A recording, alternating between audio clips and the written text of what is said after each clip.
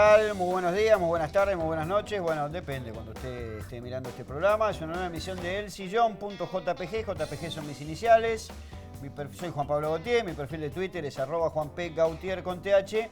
Y hoy tengo el honor, la alegría y la belleza de tener como invitada, compartir este espacio con una escritora, periodista, licenciada en letras y podemos decir una amiga mía. Sí, claro. ¿Cómo no?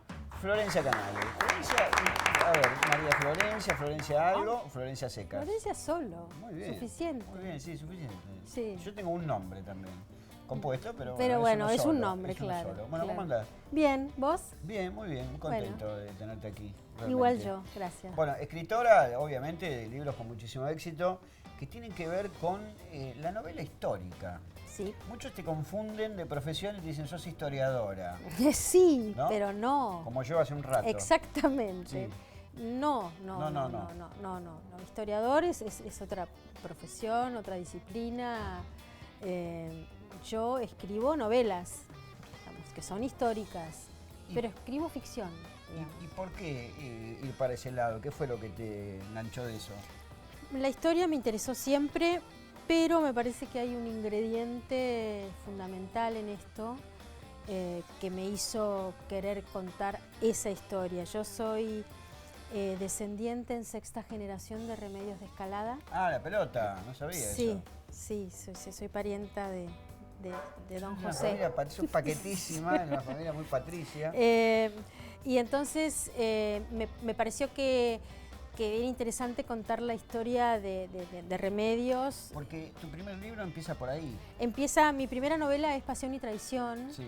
que son los amores de Remedios de Escalada y don José de San Martín. Sí, eso justo iba a decir, porque por ahí hay gente que vive en un tupper Claro. o adentro de un canapé.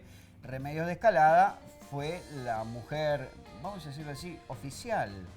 Sí, fue la mujer. De don José de San Martín. Claro, don José se casó solamente con Remedios de Escalada. Sí, y después estuvo Josefa. Hubo varias. Me imagino, ¿no? Esos muchachos. Rosita Campuzano en el Alto Perú. Pero después de San Martín vino Belgrano en tus libros. Exactamente, después vino Belgrano. Otro que también Campeón, no sé si Belgrano. todo va a caer a la casa de Manuel, de don Manuel, pero sí era un hombre muy interesante, muy inteligente, un enorme seductor. Sí, total. Y bueno, y un hombre además realmente de armas tomar, ¿no? Viste que está esta especie de construcción que era como más frágil, si querés, o más vulnerable. Era un tipo tremendo, ¿no? Sí. Un tipo tremendo que incluso amenazó con tirar al virrey por la ventana si no se iba de una vez. Sí. ¿no? Bueno, hay un dato que. Hay dos cuestiones que se me vienen a la cabeza. Sabés que me encanta la historia argentina, Sí. además, así que esta charla Obvio. me apasiona. Una es la imagen de Manuel Belgrano en la ventana del Cabildo en los días 20, creo que fue el 24 de mayo de 1810, e incluso el 25, con un pañuelo blanco, esperando que se resolviera la cuestión de si el virrey seguía o no, porque si Belgrano agitaba ese pañuelo blanco, French y Beruti, los muchachos de French y Beruti y la Legión Infernal entraban salían a los tiros. Sí. Porque esta imagen de French y Beruti encantadora repartiendo cintitas celestes y blancas es un gran disparate, es una construcción ridícula, porque eran los muchachos de armas tomar, digamos. Absolutamente. Una virulencia. Sí. La Legión Infernal. Claro, me encanta. Pero por otro lado, esa cuestión de construcciones míticas es un lugar muy común, el caballo blanco de San Martín. Si me permitís, voy a hacer mención a un detalle solamente. Si el general de un ejército está en un caballo blanco, es el primer tipo al que le van a tirar. Porque lo van a ver de todos lados. Claro, o sea, no sé a quién se le ocurrió. Y además estos tipos no iban a la retaguardia, iban a la vanguardia realmente. Por supuesto, estos generales iban adelante de Sobre verdad. todo Belgrano. O sea que sí, bueno, y como Belgrano creó la bandera. Bueno, sí, pero mucho más que eso, ¿no? Belgrano fue el tipo, en particular, yo lo entiendo así, para mí es más allá de la admiración que siento por José de San Martín, que obviamente es un tipo con un nivel superior. Claro. Belgrano también, y además Sí. con una formación universitaria que para esa época no era lo más común. No. venía de una familia de clase media, él, hijo de comerciantes. Belgrano fue el tipo que dijo, la manera de que tenemos de zafar, de independizarnos, es estudiando. Es el tipo que dijo, traigamos la educación para señoritas. Belgrano, por ejemplo, transgredió las órdenes del triunvirato con el asunto de la bandera, digamos. A él le mandaron un documento diciendo, señor, baje esos colores, porque esos colores eran una agresión contra España todavía, era una afrenta contra España. Y el tipo hizo así con el documento, lo abolló, lo tiró y el tipo siguió arriando estos colores azul y blanco como, digamos, los colores que definían a los criollos, ¿no? Como digamos, la afrenta criolla. O sea que era un tipo bastante peleador, confrontativo y con las ideas muy claras. Bueno, tampoco se lo reivindicó mucho durante su momento histórico, tuvo que pasar un tiempo para encontrar la verdadera dimensión de Manuel Belgrano, ¿no? Y de San Martín también, y bueno. Tanto Belgrano como San Martín, y particularmente quiero entrar un poquito en lo que son tus novelas, ¿eran héroes, eran próceres, eran valientes en cuestiones amorosas o les quedaba tiempo? Les quedaba tiempo, poco para el gusto femenino, seguramente. Siempre había mujeres para reclamar, haciendo el reclamo con el brazo en jarra, ¿viste? Sí. Señor, venga de una vez. Pero bueno, era lo que había para dar en esos tiempos, ¿no? Si porque te gusta bien, y si no, también. tengo otra también por allá. Sí. Digamos, porque los verdaderos amores, las amantes de estos tipos, era la causa, era la política, era la libertad, digamos, era esto. Las mujeres sí ocupaban un lugar, para San Martín era fundamental casarse cuando llega a Buenos Aires en 1812, en marzo, tenía que casarse para entrar en la sociedad porteña. Sí, yo te iba a decir, eso forma parte de su estrategia también, ¿no? Claro, claro. Era muy claro. Muy frío. Muy ¿no? claro. Y fue por una que ya estaba comprometida con otro joven caballero. Sí, a los Escalada no le caía bien San Martín. No, a la madre le caía pésimo. El padre, bueno, en realidad la hija pataleó tanto que aceptó el pedido de la hija, pero no, era un tipo que nadie sabía demasiado quién era este hombre, rarísimo. Criado en España. Claro, con un acento andaluz, misterioso, de hablar poco. Las logias. Sí, la gente inteligente habla poco. Me voy a una reunión y se terminó ahí. Sí. Y ahí no había para controlar nada, había que aceptar lo que te decía. Tal cual. Y además, tus últimos libros tienen que ver con Rosas y hay un link entre Rosas y Belgrano. Hay hijos ahí, ¿no? Sí, estás acertado. Cuando yo empecé a escribir mi libro de Belgrano, ahí me di cuenta que había tenido un hijo, Manuel Belgrano, su primer hijo, que él no conoce. Ah, ¿no lo conoció? No lo conoció. Tuvo un hijo con María Josefa Ezcurra, la hermana mayor de Encarnación Ezcurra, que fue la mujer de Rosas. Y entonces, bueno, esta señora estaba casada con otro hombre, entonces tuvo un hijo bastardo, digamos, entre comillas. Putativo. Bastardo, ¿no? Y entonces, cuando se entera Encarnación que su suegra, su probable suegra, la detestaba, le escribió una carta a su novio, ¿no? Su novio Juan Manuel. Su novio Juan Manuel, y además eran cómplices en esto, diciendo que estaba embarazada de él. Y entonces, cuando doña Agustina se entera que su hijo dejó embarazada a una chica, a esta chica, no le queda otra que casarse. El honor. Mirá, mamá. Qué barbaridad. Sí. Bueno, entonces se casó. Digamos, entonces este hijo, Pedro Pablo, este bebé, pasó a las manos de Encarnación y Juan Manuel y lo criaron como propio. O sea, ese embarazo en realidad era falso. Era falso. Y adoptan al hijo de Belgrano. Adoptan como propio al hijo de Belgrano, sin decirle hasta los 20 y pico de años que era el hijo de Belgrano. Que su madre no era su madre, sino que era su tía, y que su padre era nadie. Su padre era Manuel Belgrano, que estaba muerto.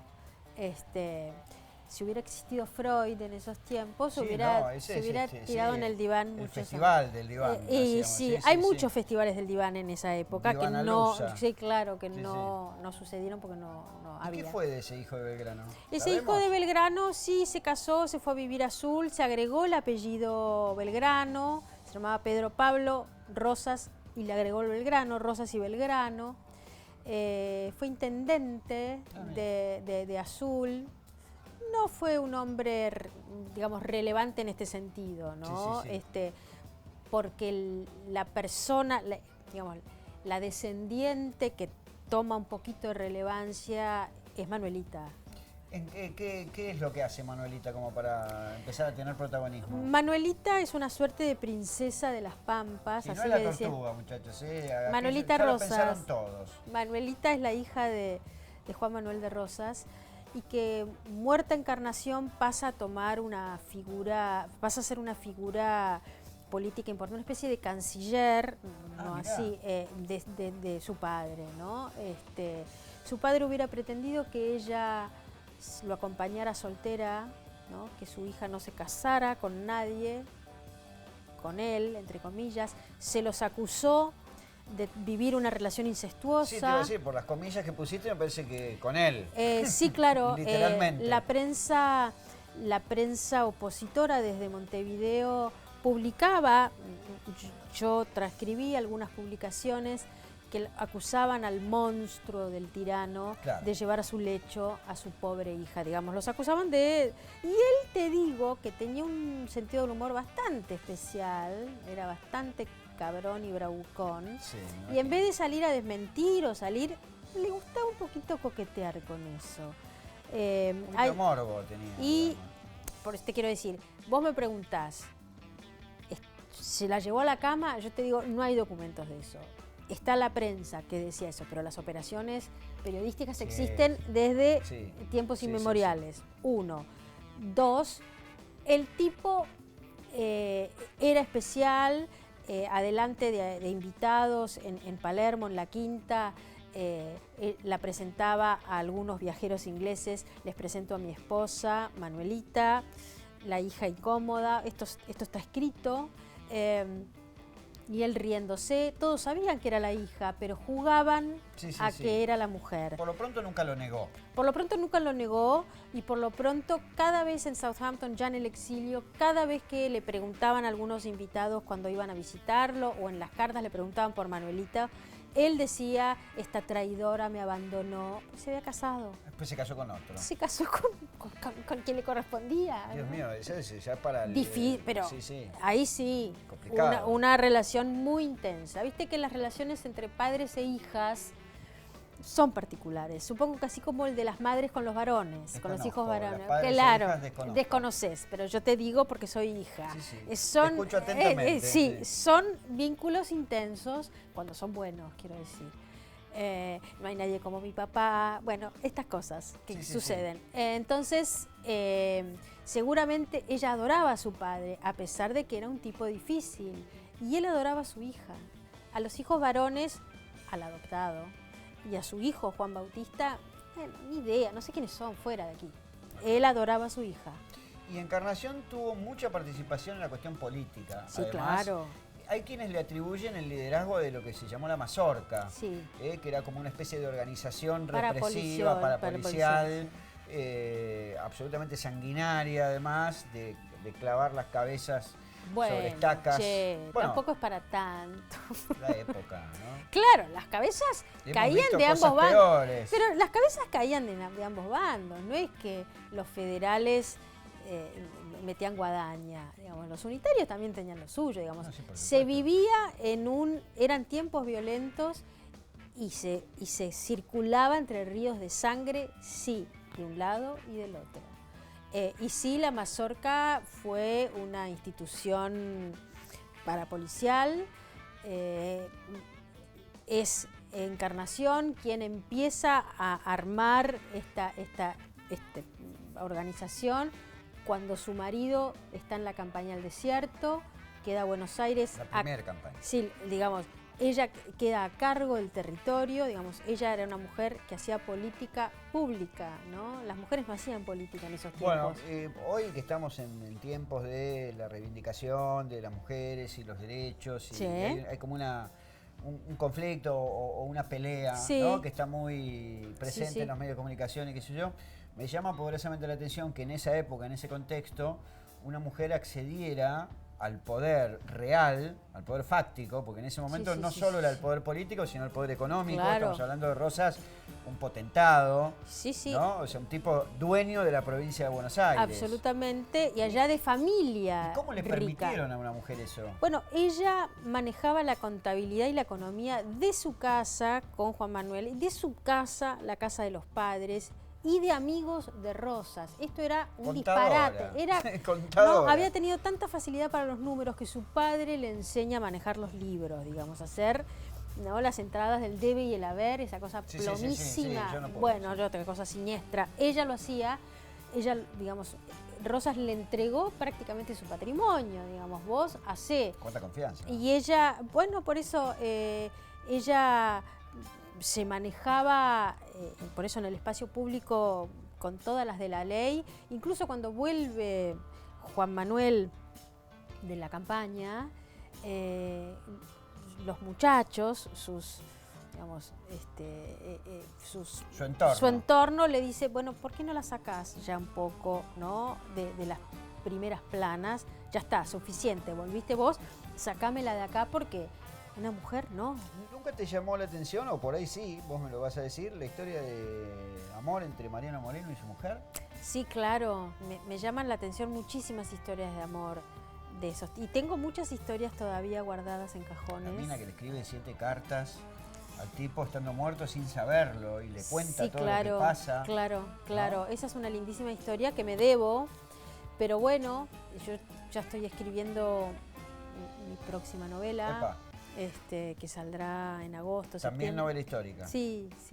Es como un género tuyo ya. Sí, hay muchas historias atrapantes y de gente muy, digamos, muy contradictoria. Entonces eso es interesante para escribir, ¿no? Si tuvieran vidas lisas, ¿qué voy a hablar? Sí, no, 3 páginas me aburrí yo, se aburre el resto, no hay nada para escribir. De todas maneras, también escribiste hace poco en una especie de compilado de autores que tiene que ver sobre el amor. Sí. Con una cuestión ya más contemporánea. Sí, era una antología de cuentos de amor desgarrado o amores imposibles. Y ahí sí escribí un cuento de un amor actual. Y también participé de otra antología de cuentos sobre la provincia de Buenos Aires, con distintos puntos muy lindo. A mí me tocó escribir sobre el Hotel Boulevard Atlántico, que está en el Mar del Sur, sí. Y además estás haciendo radio. Estoy haciendo radio, sí. ¿Dónde, cómo y con quién? Con Mario Masachesi en Radio Ciudad, de 14 a 16. Masachesi que nunca se llama el programa de Mario. Y bueno, yo ahí hago mi columna de historias de la historia. Ah, muy bien.